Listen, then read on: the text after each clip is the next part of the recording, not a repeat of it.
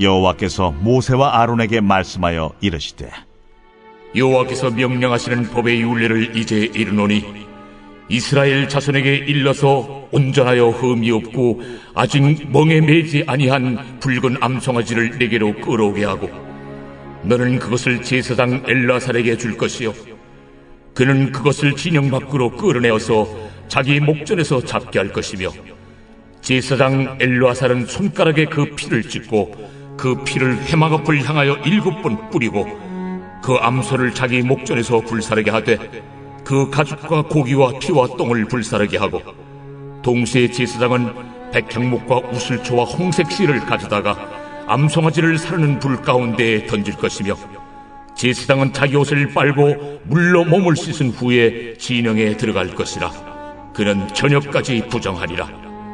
송아지를 불사른 자도 자기의 옷을 물로 빨고 물로 그 몸을 씻을 것이라. 그도 저녁까지 부정하리라.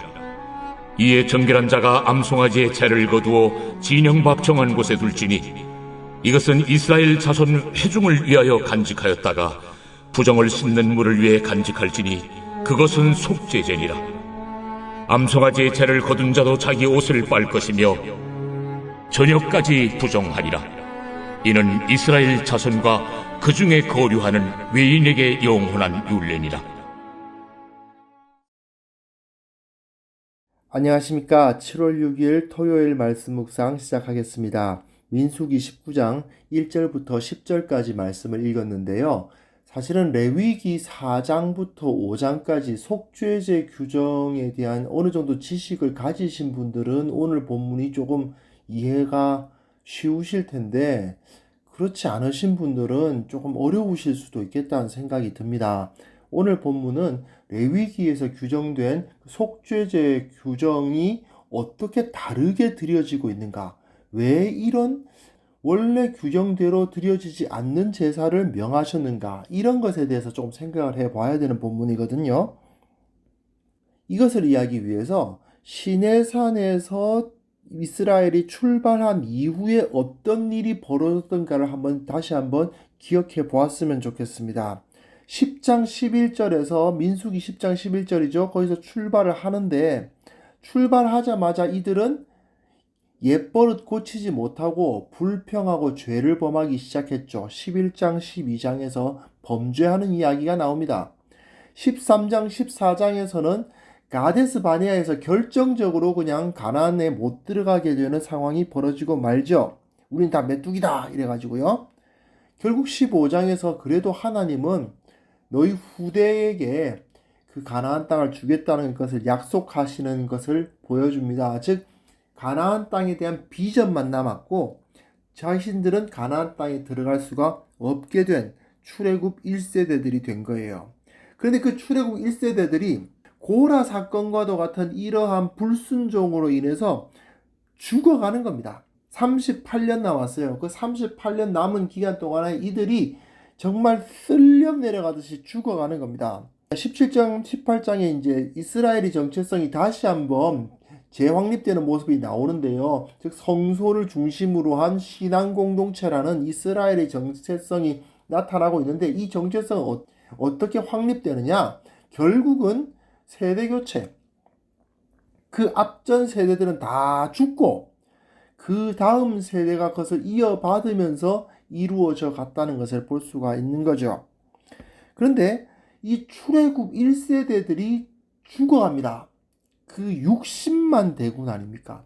60만 대군이 광야에서 38년에 걸쳐서, 사실 38년도 아니었을 겁니다. 앞부분 전반기쯤에 아마 많이 죽지 않았을까 싶은데요.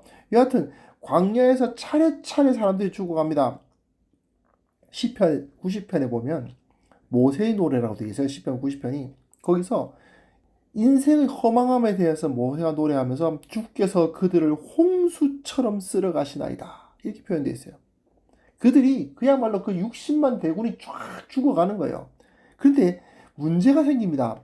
이 세대 교체가 이루어지는 것까지는 알겠는데 그러다 보니까 이후 세대가 행해야 할 가장 큰 일이 뭐냐? 장례식입니다. 이 시신들을 다 처리를 해야 돼요. 그런데 문제가 있죠? 이스라엘의 법도에 의하면 시체와 접촉하게 되면 부정해집니다. 부정해진 사람은 그냥 부정해진 상태로 가만히 있으면 깨끗해지는 것이 아니고 속죄제를 드려야 합니다. 속죄제를 드리는 건 어떻게 드리나요? 양이나 암양이나 암염소로 제사를 드리거나 그 암양이나 암염소가 없으면 이제 새 2마리 가지고 제사를 드릴 수도 있고 그것마저도 안 되면은 그 가루를 가지고 그 밀가루를 가지고 드릴 수도 있긴 합니다. 그러나 일일이 그때마다 속죄제를 드려야 되는 거죠. 60만 대군이 한 명씩 차례차례 죽어가는데 그들을 한 명씩 다 장례를 드릴 때마다 장례를 치르고 마치 장례식의 순서인 것처럼 속죄제를 또 치러야 돼요. 또 장례 치르고 또 속죄제, 또 장례 치르고 또 속죄제. 그것이 60만 대군이 죽어가는 와중에서 이루어져야 되는 거예요. 그런데 제사장은 몇 명입니까? 딱 3명입니다. 대제사장 아론, 그리고 엘르아살, 이다말. 나답과 아비후는 죽었죠. 아들 넷 중에서 둘은 죽고 둘 남았습니다. 제사장 3명밖에 없어요. 그런데 이 사람들이 어떻게 그 속죄제를 다 주관할 수가 있었을까요? 여기서 오늘 이 본문의 그 규정이 나오게 되는 겁니다. 하나님께서 붉은 암송아지를 끌어오게 하십니다. 온전하고 흠이 없고 아직 멍에매지 아니한 그야말로 최상급 붉은색을 띠는 암송아지를 끌어와서 그것을 제사장 엘르아살에게 주고 엘르아살은 그것을 독특하게도 진영 밖으로 끌어냅니다.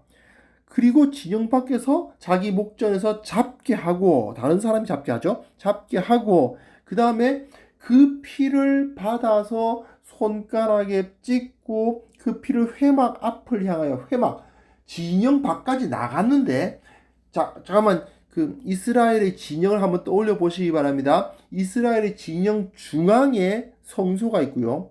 그 동서남북으로 12지파가 크게 그 60만 대군이 그 텐트를 치고 있습니다. 그러면 이 암송아지를 진영 밖까지 끌고 나가가지고 거기서 잡았습니다. 그 피를 받아서 다시 그 진영 중앙에 있는 성소까지 왔겠죠. 성소까지 와서 그 피를 7번 뿌립니다. 그 다음 다시 밖으로 나가서 그 진영 밖으로 나가서 그 암소를 자기 목전에서 불사르게 하는데 재미있는 것은 백향목과 우슬초와 홍색실을 가져다가 그 불에 같이 태웁니다. 묘한 레위기에선 찾아볼 수가 없는 그러한 제사법입니다. 자, 암송아지로 드리는 속죄제라는 게 굉장히 재미있습니다. 속죄제는요, 제사장의 속죄제냐, 이스라엘 전체를 위한 속죄제냐, 아니면 개인의 속죄제냐에 따라서 다 제물이 다릅니다. 제사장이나 이스라엘 전체의 죄를 위한 속죄제를 드릴 때에는 숫송아지로 드려야 됩니다. 암송아지가 아니고요. 오늘 본문에서 암송아지죠. 이스라엘 전체를 위한 죄는 숫송아지로 드리도록 되어 있는데 레위기 4장에 나와 있습니다.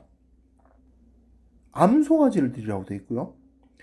개인의 죄를 위한 속죄제는 암양이나 암염소로 드립니다.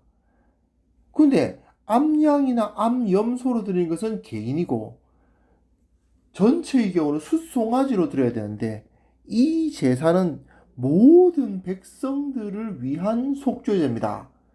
모든 이스라엘 백성들에게 다 적용되는 속죄제인데 그럼 왜 숫송아지가 아니고 암송아지냐?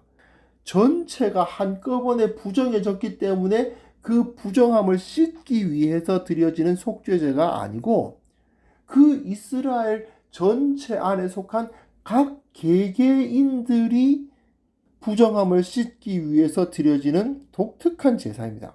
그러다 보니까 개인의 속죄제이면서도 전체의 속죄제이기도 한 거죠. 그러니까 여기서는 암송아지를 사용하고 있는 거라고 볼 수 있습니다. 전체 이스라엘을 위한 제사쯤 되면 대제사장 아론이 할 것 같지 않습니까? 그런데 엘르아살이 합니다. 왜 그럴까요? 이제 이전 세대와 이후 세대가 달라지고 있습니다. 이후 세대로 그들의 주도권이 넘어가고 있어요. 이제 이전 세대에 속한 아론이 아닌 다음 대제사장이 될 엘르아살이 이 제사를 주관합니다. 세대가 바뀌죠. 그리고 성소에서 진행되는 것이 아니고 진영 바깥에서 이루어지는 제사입니다. 이스라엘 전체의 죄를 속하는 속죄제의 경우는요, 성소에서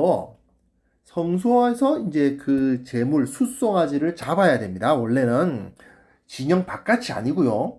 진영 정중앙에 있는 그 성소에서 숫송아지를 잡아야 합니다. 그리고 숫송아지를 잡고 그 피를 지성소 앞에 가지고 들어가야 돼요. 성소 안으로 가지고 들어가서 성소와 지성소를 나누는 그 휘장 앞에서 7번 뿌리도록 되어 있어요. 그런데 이것은 이상하게도 지성소 앞에서 뿌리는 것이 아니라 회막 앞에서, 즉 그 성소 뜰 앞에서 뿌리도록 되어 있는 겁니다. 묘하게 다르죠? 그리고 속죄제는 그 제물의 그 내장 지방, 그 기름을 제단에다가 태워야 됩니다. 제단에 올려 태워야 돼요. 근데 여기는 제단에 태우는 건 없어요. 원래 이스라엘 전체의 죄를 담당하는 속죄제의 경우는 그렇게 그 피를 가지고 지성소 안에 들어가서 뿌리고, 그리고 그 지방을 태우고, 나머지 뭐 그 가죽이나 내장이나 고기나 이런 거 있잖아요. 그건 전부 다 진영 바깥으로 다 가지고 나와서, 그걸 다시 가지고 나와서 거기서 다 태워버려서 폐기해버립니다. 태운다는 것은 폐기한다는 뜻이에요. 근데 여기서는 그 태워진 제물이 폐기되는 게 아닙니다. 그 죄를 보관해야 돼요. 그리고 또 한 가지 재미있는 것은 나병 환자가 깨끗함을 얻었을 때에 그에게 이제 새 2마리를 가지고 새 1마리를 잡아서 그에게 피를 섞어서 물을 뿌리는 데 사용되는 도구가 있는데, 백향목과 우슬초와 붉은 실입니다. 백향목 나무 그 막대기에다가 우슬초란 것을 붉은 실로 이렇게 빗자루처럼 묶었겠죠. 묶어서 그걸 가지고 우슬초에 그 물을 적셔서 뿌리는 겁니다. 정결하게 하는 물을 뿌리는 도구죠. 근데 이 도구를 제물과 함께 태워버립니다. 이건 또 뭔가?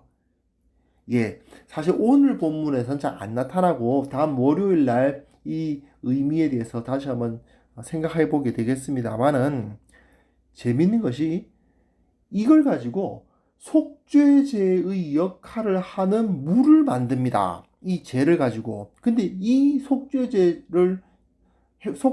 역할을 하는 물은 제사장이 아닌 사람, 그냥 정결하기만 하면 뿌릴 수 있어요. 근데 문제는 그때마다 백향목에 붉은 실로 묶은 우슬초를 가져가지고 이게 뿌려야 되느냐?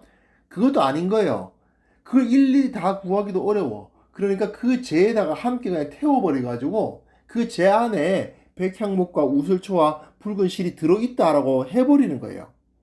그리고 7절부터 10절까지 보시면 제사장은 이렇게 하고 난 다음에 저녁까지 부정해지고, 송아지를 불사른 자도 부정해지고, 그리고 이제 암송아지 그 재를 모은 자도 부정해집니다. 이 붉은 암송아지가 이스라엘의 모든 죄를 다 짊어지고 진영 밖에서 죽은 겁니다.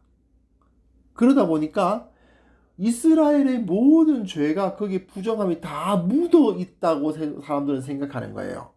그래서 거기서 그 암송아지를 죽이거나 불태우거나 죄를 모은 사람들은 암송아지에게 전이 되었던 이스라엘의 모든 그 더러움, 부정함이 자기에게도 이제 묻는다는 겁니다. 그렇기 때문에 깨끗이 씻고 그 저녁까지 기다려야 돼요. 그래야 그 부정함에서 벗어날 수 있다는 거죠. 속죄일 제사에서 바로 이런 모습이 나타나거든요. 레위기 16장에서 똑같은 모습이 나타납니다. 이스라엘 전체의 죄를 다 그 제물에게 덮어 씌워서, 여기서 이제 염소인데, 순염소인데, 여하튼 그 제물을 다 덮어 씌워서 진영 밖으로 끌고 나가서 그것을 불태우게 되는데, 그 사람은 부정해집니다.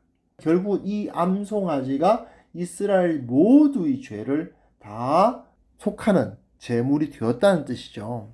이거는 한마디로 말해서 단번에 드리는 제사입니다. 제가 처음에 말씀드렸다시피 출애굽 1세대가 전부 죽어가고 있습니다.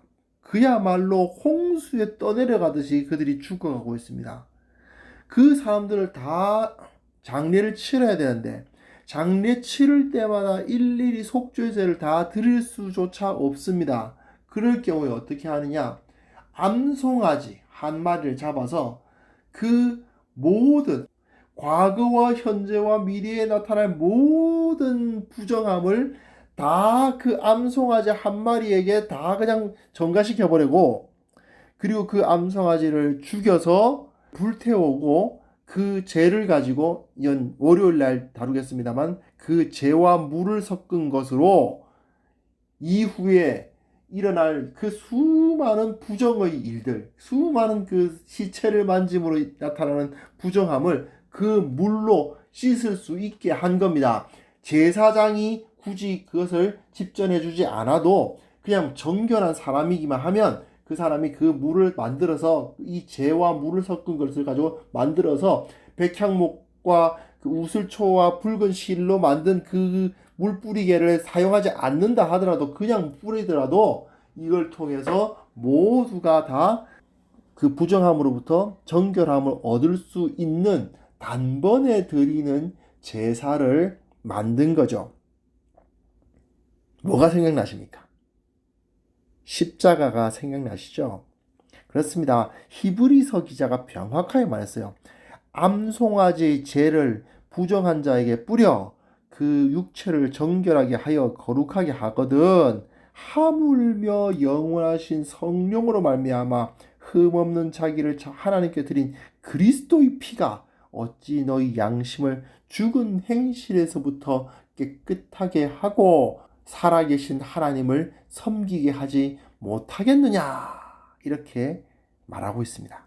예수님께서 바로 이 붉은 암송아지처럼 제사장이 아니라 하더라도 오직 믿음만으로 그 사람이 정결하기만 하면, 굳이 제사장을 거치지 않더라도, 굳이 제물을 성소에 가지고 와서 드리지 않더라도 오직 믿음으로 우리를 구원해 주시는, 깨끗하다 여겨주시는 그런 제사를 드리셨습니다. 광야 이스라엘이 정말 홍수처럼 쓸려 내려가면서 죽어가고 있었기 때문에 이런 법이 주어졌는데, 지금 어떻습니까? 온 세계에 정말 예수님을 알지도 못하고 그 범죄로 인해서 자기가 더러워지고 있다는 사실을 깨닫지도 못하고 사람들이 홍수처럼 쓸려 내려가고 있습니다. 이 상황에서 우리는 예수 그리스도로 말미암아 저들을 깨끗하게 하는 사명을 받은 거죠. 예수님께서 그 단번에 드리는 제사를 드리셨기 때문에 우리는 그 제사로 이루어진 그 생명의 복음, 그 생명의 복음을 가지고 우리는 저들에게 뿌려 저들을 깨끗하게 할 수가 있는 것입니다. 이것이 우리들에게 주어진 하나님의 사명입니다. 이 세상 가운데서 그리스도를 전하고 최선을 다해서 복음을 전하고, 주님께서 그 단번에 드리는 제사를 통해서 나를 하나님 앞으로 이끌어 오셨다는 사실을 깨달으며 주님께 감사하고 주님을 찬양하며 살아가는 우리 모두가 되기를 소망합니다. 하나님 아버지, 단번에 드려진 그 제사를 기억하게 하여 주옵소서. 십자가 앞에 우리가 나아가 주님께서 단번에 나의 과거와 현재와 미래의 모든 죄를 속할 수 있는 제사를 드리셨다는 사실을 기억하면서 그 십자가의 공로로 말미암아 주님 앞에 서는, 하나님 앞에 그 지성소로 들어가는 우리 모두가 되게 하여 주옵소서. 예수님의 이름으로 기도합니다. 아멘.